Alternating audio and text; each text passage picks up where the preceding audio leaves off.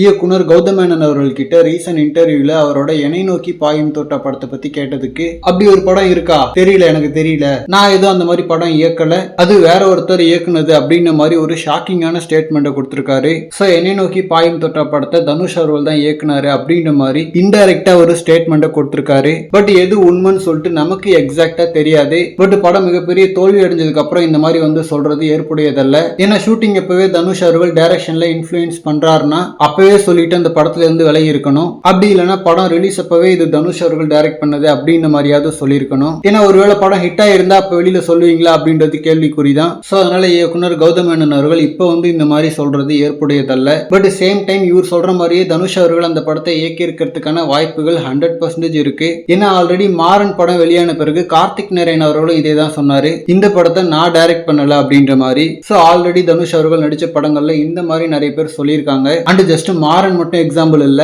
Actually Dhanush அவர்கள் அபிஷியலா இயக்குனரா அறிமுகமானது பாப்பாண்டி படமா இருந்தாலும் அதுக்கு முன்னாடியே அவர் பெயர் போடாம சில படங்களை அவர் இயக்கியிருக்காரு. எக்ஸாம்பிளுக்கு சொல்லணும்னா வேலையில்லா பட்டதாரி பார்ட் 1 அவர் இயக்குன படம் தான். சும்மா பேருக்காக கேமராமேன் வேல்ராஜ் அவர்களோட நேம டைரக்ஷன்லயும் ரைட்டிங்லயும் போட்டிருப்பாரு. அண்ட் நெக்ஸ்ட் அவர் பண்ண தங்கமகன் படமும் அதே மாதிரி தான். அதுலயும் வேல்ராஜ் அவர்களோட நேம போட்டுக்கிட்டு அவர் தான் இயக்கி இருப்பாரு. அண்ட் ஜஸ்ட் நீங்க வேலையில்லா பட்டதாரி பார்ட் 2 பார்த்தாலே உங்களுக்கு தெரியும். ஏன்னா விஐபி பார்ட் எடுக்கிறப்போ ரைட்டர் தனுஷ் அண்ட் இயக்குனரா சௌந்தர்யா ரஜினிகாந்த் அவர்களே போட்டிருப்பாங்க. சோ கேமராமேன் வேல்ராஜ் அவர்கள் பார்ட் 1 எடுத்திருந்தா சம்பந்தமே இல்லாம பார்ட் 2 தனுஷ் அவர்கள் எழுத மாட்டாரு. அண்ட் ஆல்சோ வேலையில்லா பட்டதாரி மாதிரி ஒரு படத்தை நிஜமாவே வேல்ராஜ் அவர்கள் இயக்கி இருந்தா அதுக்கப்புறம் அவர் இயக்குனரா நிறைய படங்கள் பண்ணிருப்பாரு. அண்ட் இனிஷியலா தனுஷ் அவர்கள் ஏன் பெயர் போடல அப்படின்றதுக்கான காரணம் எல்லாம் தெரியல. மேபி ஒருவருக்கு கான்பிடென்ட்லாம் வந்ததுக்கு அப்புறம் பாப்பாண்டியில அவர் பேரை போட்டிருக்கலாம். சோ அதனால கௌதம் மேனன் அவர்கள் சொல்ற மாதிரி தனுஷ் அவர்கள் பண்ணக்கூடிய ஒரு ஆள் தான். பட் ஆனா கௌதம் மேனன் அவர்கள் அதை இவ்வளவு வருஷம் கழிச்சு வெளியில சொல்றது ஏற்புடையதல்ல. அண்ட் ரீசெண்டா கௌதம் மேனன் அவர்கள் சூர்யா அவர்களையும் இந்த மாதிரி கடுமையா பேசியிருந்தாரு. சோ தமிழ் சினிமா ஆக்டர்ஸ் மேலேயே கொஞ்சம் கோவத்துல தான் இருக்காரு. ஏன்னா காக்க காக்க வாரணமாயிரம் மாதிரி படம் கொடுத்தும் சூர்யா அவர்கள் எனக்கு வாய்ப்பு கொடுக்கல,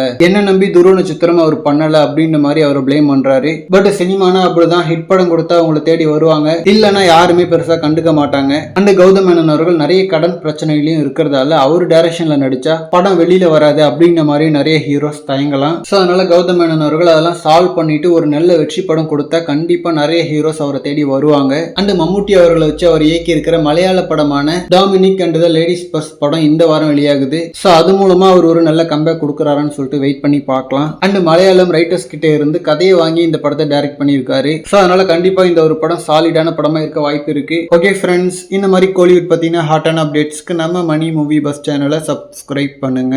தேங்க்யூ.